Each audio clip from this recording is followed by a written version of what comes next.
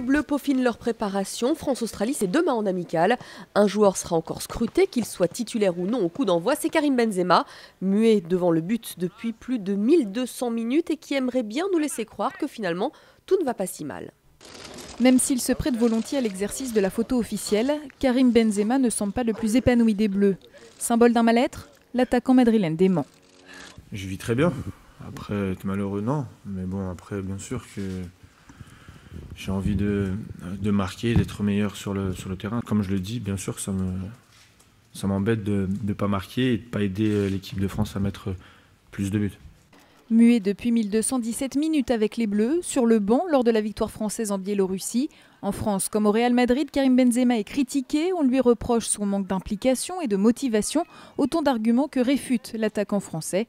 Il s'agit juste d'une période compliquée. Là, c'est vrai que c'est la plus longue période de ma jeune carrière, je dirais.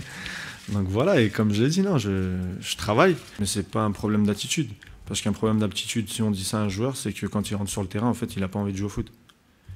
Il ne faut pas dire des choses comme ça, parce que quand je rentre sur le terrain, j'ai envie de jouer au foot. Il y a un papier qui est sorti où je faisais quasiment 10 km par match. Donc c'est que je cours quand même. Ne manque plus à Karim Benzema qu'un but pour retrouver confiance et lui redonner le sourire. La flamme olympique poursuit son périple. Les victimes du vertige ne l'auraient pas fait, mais elle-ci.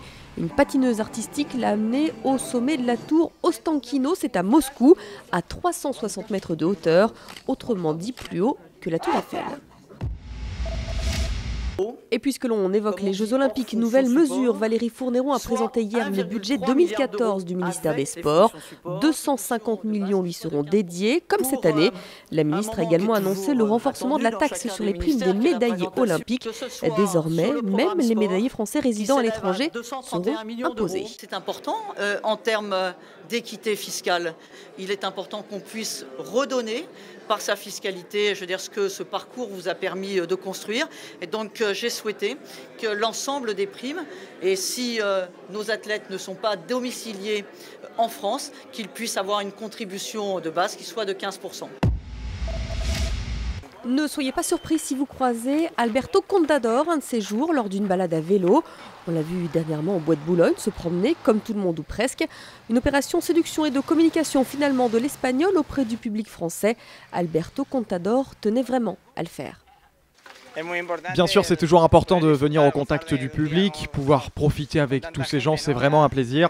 Il y avait plein d'enfants qui avaient des étoiles dans les yeux en me voyant. J'ai reçu beaucoup de soutien pendant le Tour de France. Je voulais rendre ça.